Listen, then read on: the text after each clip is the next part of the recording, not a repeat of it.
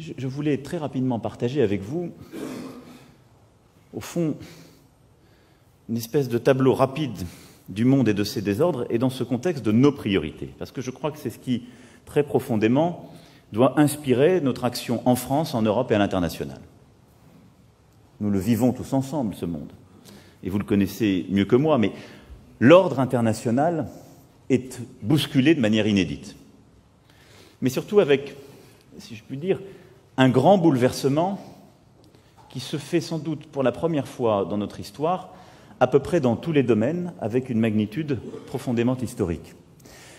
C'est d'abord une transformation, une recomposition géopolitique et stratégique.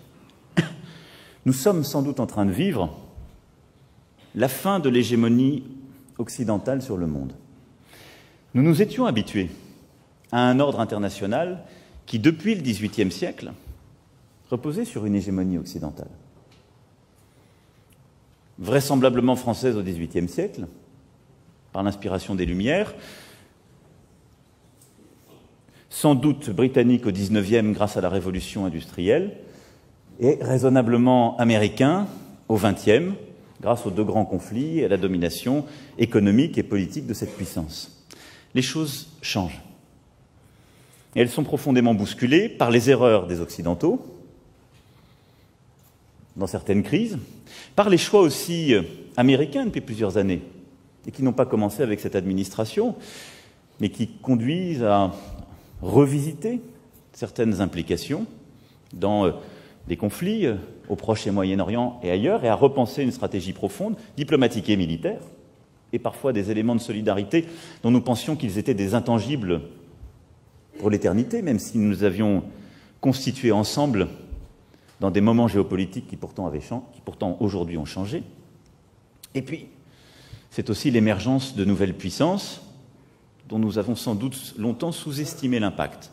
La Chine au premier rang, mais également la stratégie russe, menée, il faut bien le dire, depuis quelques années avec plus de succès.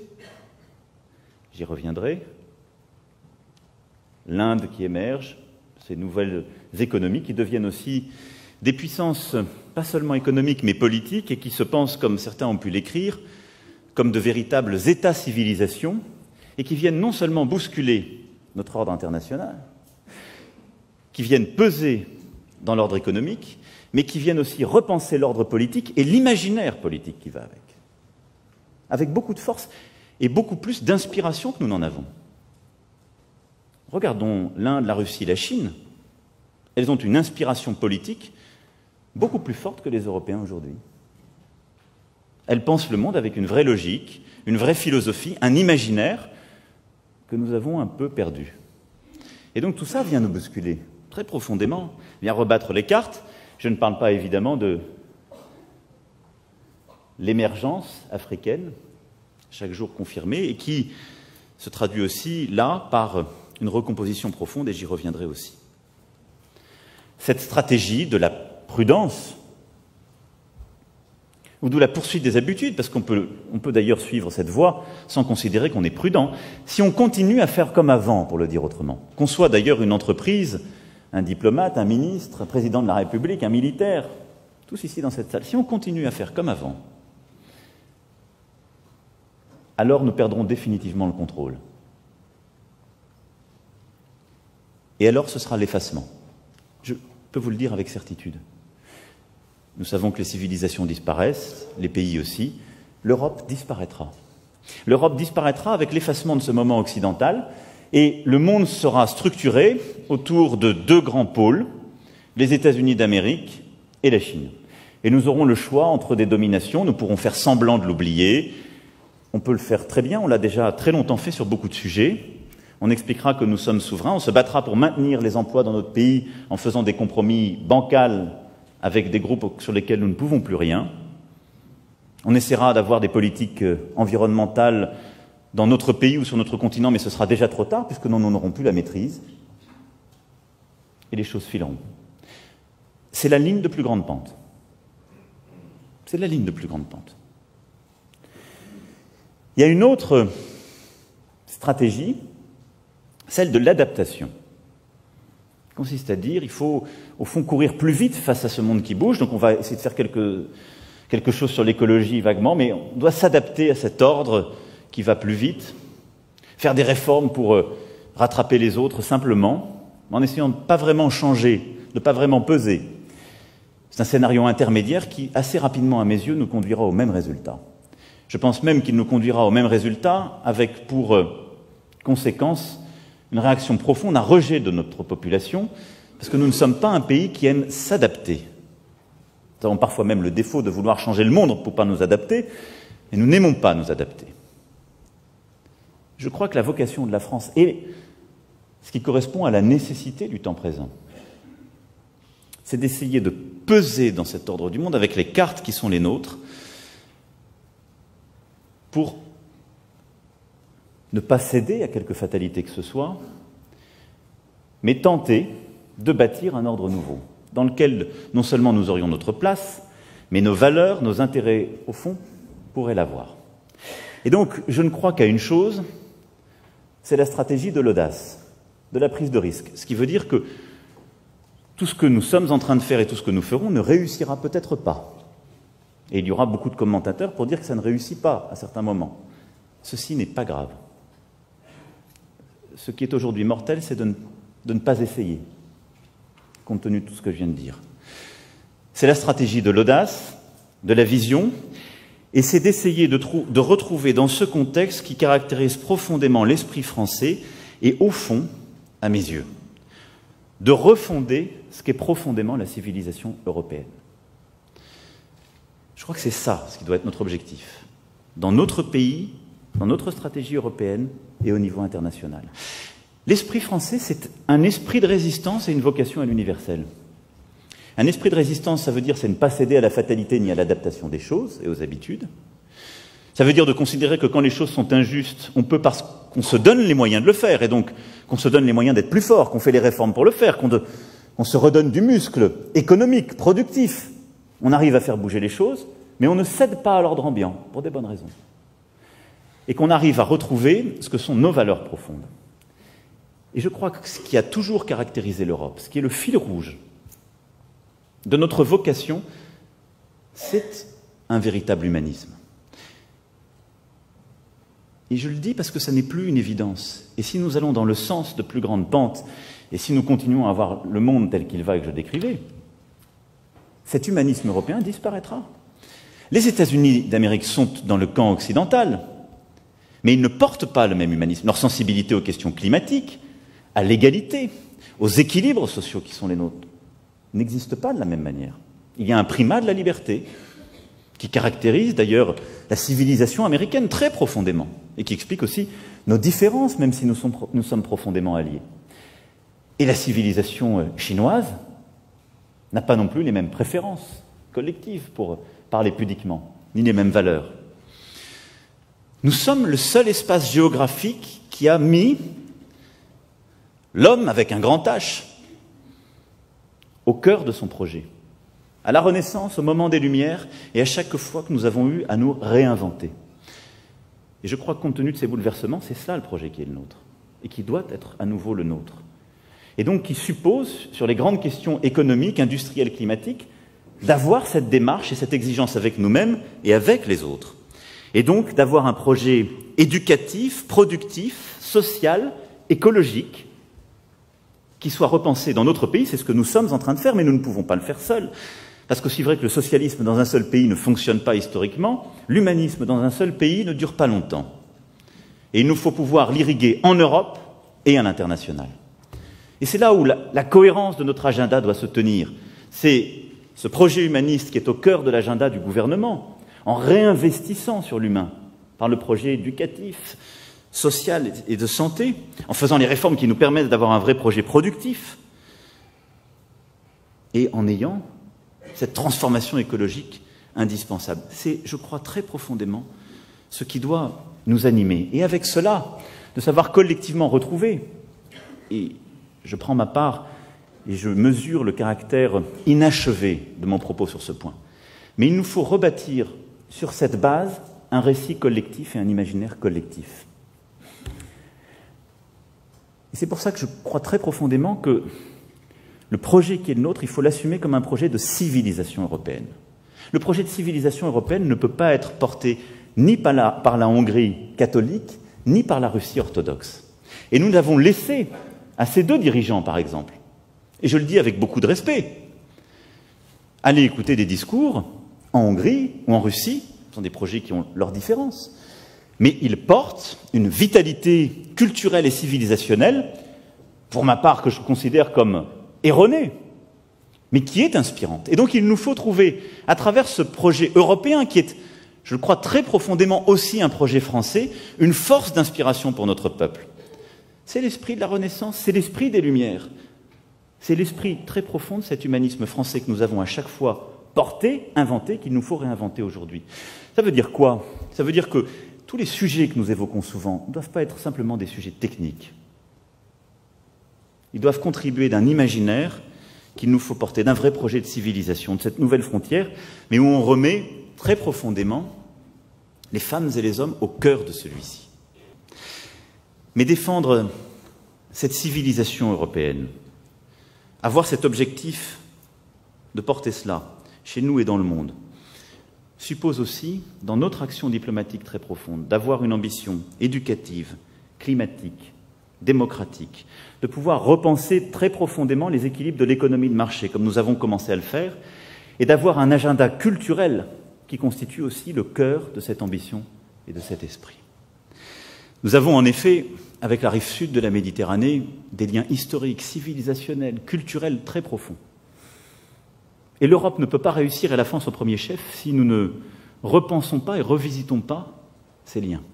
On ne parle plus aujourd'hui de la Méditerranée qu'à travers le sujet des migrations, ce scandale humanitaire que j'évoquais, ou les sujets de protection sur lesquels nous devons nous organiser.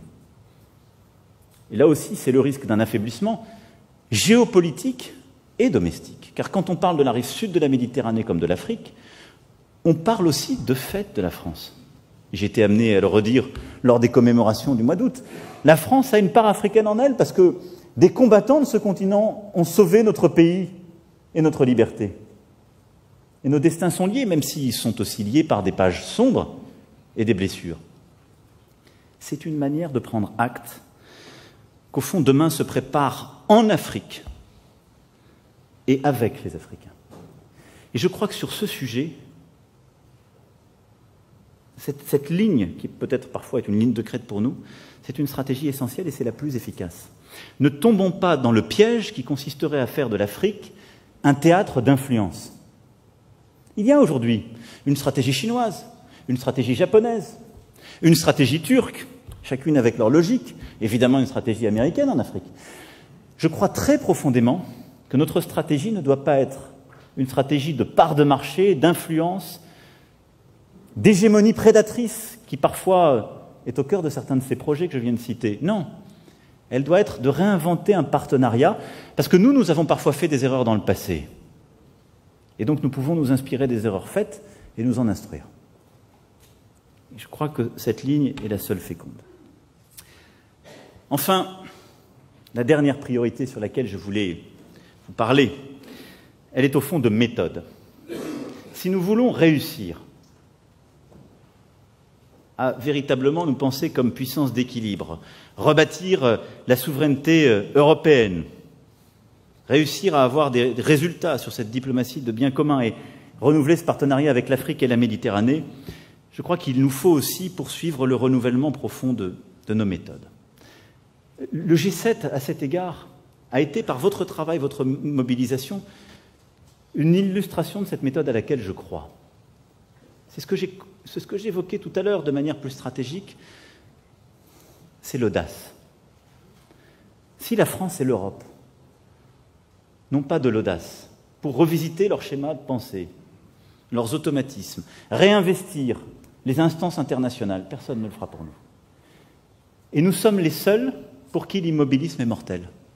Les autres peuvent avoir des stratégies non multilatérales, unilatérales ou bilatérales. Nous, non. Et donc, ce que je vous invite très profondément à faire, c'est d'avoir cette audace et, en quelque sorte, cette liberté d'action très profonde. Et de manière très simple. D'abord, je pense qu'il est indispensable de renouveler et d'intensifier, je sais que beaucoup d'entre vous le font, mais les liens avec la société civile, dans toutes les interstices de chacun des pays où vous représentez la France et où se joue en profondeur, pas simplement la relation bilatérale, mais la compréhension des enjeux profonds. La rencontre des artistes, des intellectuels, des créateurs exprime des failles profondes de ces pays et permettent de comprendre ce que la lecture, sinon du jeu politique ou de ce que nous avons peut-être trop l'habitude de regarder, ne permet pas de lire. Et je crois vraiment que ce que doit aujourd'hui apporter notre réseau diplomatique, c'est cela. C'est un travail extrêmement difficile, j'en ai conscience. Mais c'est là où est la valeur ajoutée qui est la nôtre. Et donc, je vous demande d'aller à la rencontre de tous ces milieux, de la jeunesse, d'être à l'écoute de ses idées, de ses aspirations, de ses projets, d'expliquer la France et ce que notre pays a de singulier, d'attractif, d'innovant, mais aussi de comprendre ce qui se joue en profondeur dans chacun de ces pays. Je crois que nous en avons profondément besoin pour notre diplomatie. Et je pense que si nous voulons être l'épicentre de cette capacité à repenser les grandes tendances du monde et une action utile et d'agir, nous devons aussi le faire avec la société civile. Et c'est là où nous devons continuer à innover. C'est pour ça que j'ai voulu créer l'année dernière le premier forum de Paris pour la paix. L'objectif de ce forum, c'est de pouvoir au moins une fois par an à Paris avoir les grands penseurs, les think tanks, les entreprises, les gouvernements du monde entier qui puissent se réunir et penser un agenda commun. Mais ce travail avec la société civile, avec les intellectuels, les mondes académiques du monde entier est essentiel si nous voulons rebâtir nous-mêmes, penser de manière juste les grands enjeux que j'évoquais, mais si nous voulons aussi avoir une action utile et les bons relais pour ce faire.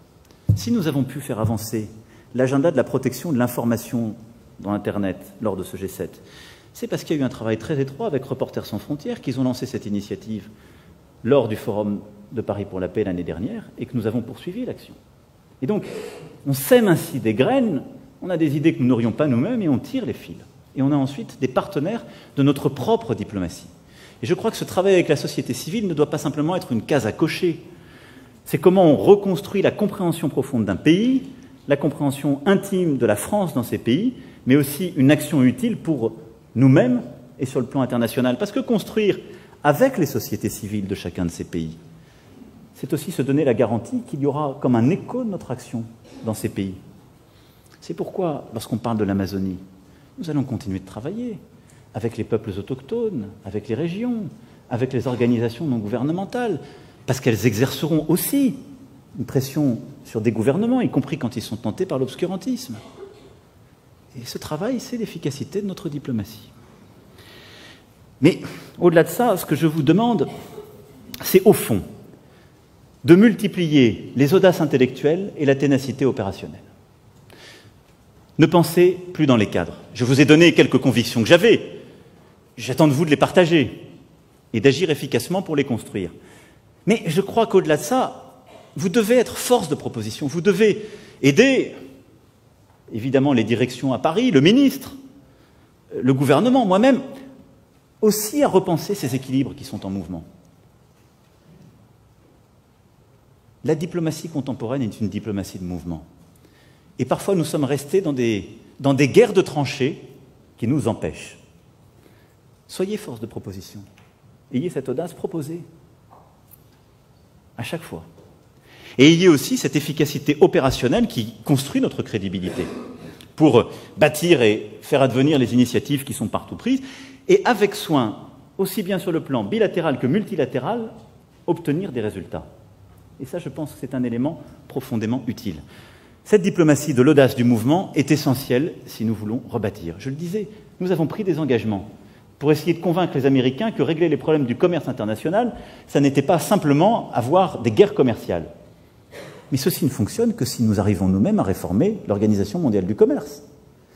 Au fond, ce que je vous demande, c'est de ne plus être des experts, mais d'être à la fois des connaisseurs et amis des peuples où vous êtes, et des inventeurs d'une diplomatie à rénover. Dans le monde qui advient, on a toujours besoin d'experts techniques. Mais si on a des experts partout, on ne pense que le monde ancien. Parce que par définition, les experts ne sont experts que de ce qui existe déjà. Et donc, j'ai besoin d'experts sur certains sujets, de connaisseurs intimes, et je dis d'amis, parce que je pense que c'est ça qu'il faut, et d'entrepreneurs, d'innovateurs diplomatiques. Et je pense que ça n'est pas simplement une lubie, c'est ce dont nous avons profondément besoin. Et enfin, et le ministre aura à s'exprimer devant vous sur ce point, je sais que le Premier ministre y reviendra, beaucoup de changements aussi ont été faits, qui ont bousculé vos vies, mais au fond, nous sommes efficaces quand nous faisons quoi? Et je crois que c'est la vocation profonde de notre diplomatie. Lorsque tout le clavier de l'État français travaille ensemble dans une même fin. C'est des tas de sujets organisationnels, il ne m'appartient pas d'y entrer. Je sais bien qu'il y a eu beaucoup de sujets pour savoir si les services économiques devaient être dans le Quai d'Orsay, en dehors du Quai d'Orsay, la diplomatie climatique, ceci ou cela. J'ai conscience des implications organisationnelles, parfois budgétaires, que cela emporte. Mais je pense que ce qui est clé, c'est que nous devons être efficaces. Et donc, si on veut être efficace, on doit partout avoir une France qui parle d'une seule voix et qui sait être à l'excellence sur chacun de ces sujets. Et donc, on doit s'en donner les moyens et jouer collectif. Et comme je le disais tout à l'heure, il nous faut avoir des assembliers qui portent la stratégie et qui soient accompagnés de bons spécialistes qui peuvent avoir l'efficacité. Si l'assemblier ne comprend pas le dossier, il est inutile. Si le spécialiste n'a pas la stratégie d'ensemble, il peut être dangereux. Comme nous avons tous envie d'avoir une stratégie cohérente, plutôt efficace, je pense que cette amélioration organisationnelle est indispensable si nous voulons peser sur l'agenda numérique, sur l'agenda cyber, sur l'agenda spatial, sur l'agenda des grands standards technologiques et industriels, qui est aussi au cœur de la diplomatie de demain. Et donc, là-dessus, je souhaite qu'on puisse véritablement aussi innover. Je pense que, quand je regarde comment beaucoup d'autres font, nous devons avoir des organisations qui, dans le temps, nous permettent de bien comprendre les peuples, les pays, les transitions régionales, mais il faut sans doute avoir une vraie mobilité organisationnelle parce que lorsqu'il y a des priorités, il y a des équipes projets qui soient constituées et qui puissent mettre toute leur énergie sur le projet qui arrive et qui parfois nous conduit à revisiter des priorités. N'ayons pas une armée faite pour une guerre de tranchées quand la guerre actuelle est une guerre de mouvement. Et donc ça nous impose aussi de revisiter parfois nos automatismes. Et ça ne vaut pas d'ailleurs que pour la diplomatie, ça vaut pour tout l'État. Je suis frappé comme vous de voir combien, sur le plan de nos organisations, ce qui est parfois une réalité budgétaire l'est pour nous. 95% ce sont des services votés. 95% souvent des priorités, ce sont les vies au quotidien. Et donc les nouvelles priorités, c'est 5% du temps alloué. Ça ne peut pas marcher. Donc il faut qu'on soit plus mobile. Mais je souhaite que cette diplomatie forte soit au service de la finalité stratégique que je viens d'évoquer. Celle, dans un monde en basculement profond, de retrouver au fond le contrôle de notre destin, de redonner à notre peuple une part de la maîtrise que nous lui devons et de réinsuffler ce projet de civilisation européenne que nous avons apporté sur le plan politique, sur le plan stratégique, sur le plan culturel et sur le plan imaginaire. Notre diplomatie a un rôle essentiel à jouer en cette matière. Et ce nouvel humanisme auquel je crois que nous avons à bâtir et qui doit être au cœur de la stratégie du gouvernement doit aussi être au cœur de notre diplomatie. Et donc je compte sur vous pour cela chaque jour. Je serai exigeant autant que je suis reconnaissant et je serai en tout cas toujours à vos côtés pour que la France soit au cœur de ces grands sujets, pour que nos concitoyens soient représentés partout avec force, pour que nos intérêts soient défendus et qu'au-delà de nos intérêts, pour que nos valeurs soient partout portées. Je vous remercie. Vive la République et vive la France!